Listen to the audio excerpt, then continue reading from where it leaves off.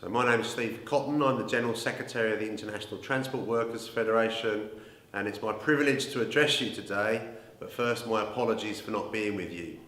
So the ITF is made up of all the transport sectors and represents 20 million transport workers, men and women, young and old, all over the world. It's pretty important for us to pass you a message about what's happening in the world.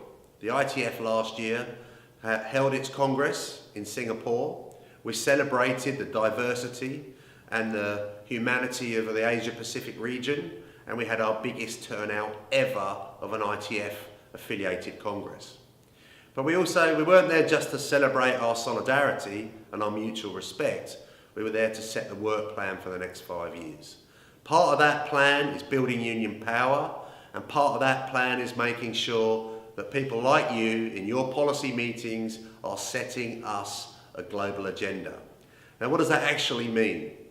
Now, it's quite critical. The world is changing, the future of work, but we are ensuring that the workers' voice is at the highest level, whether it's the World Bank, World Economic Forum, the ILO, the IMO, the various different United Nations bodies. The ITF is leading your voice to make sure that workers' needs and security are at the top of the chain. In Singapore, we set ourselves a key target of building union membership, getting more women involved, getting younger workers involved, adding skills, giving them the opportunity to negotiate and build power. But additionally, we also identified that we needed to be fit for a changing world. So yes, we must continue organising, but campaigning.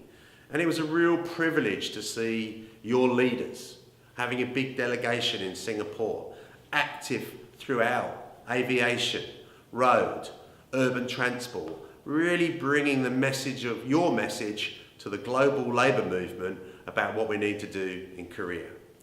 Now, in reality, Korea is a really challenging environment, and the ITF, under my leadership and our support from our regional offices, has been really standing shoulder to shoulder with you. First, dare I say, you brought down the Conservative Park government by your candlelit vigils, highlighting the unfair practices, the move to subcontract and reduce health and safety and put workers' rights at risk. And we're actually very proud that you've been fighting back new legislation about health and safety, safe rates for truckers. You've been one of the leaders globally promoting the safe rate strategy about making sure that truck drivers, truck operators are not abused by the race to the bottom. We're very proud of the work that you've done in urban transport and the fact that you're now leading and have just won a major victory over Line 9 in Seoul about the privatisation and stopping privatisation. You're also leading the activities against multinationals.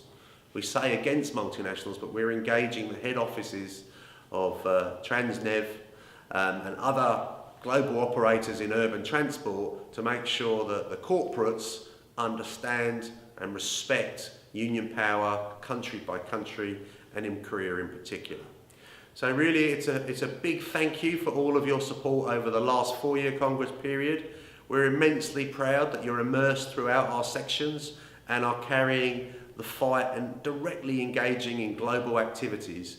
And we wish you a fantastic Congress, and we send you messages of solidarity and great thanks, and hopefully we can continue to fight for the men and women of Korea as part of the global membership that is the ITF. Many thanks.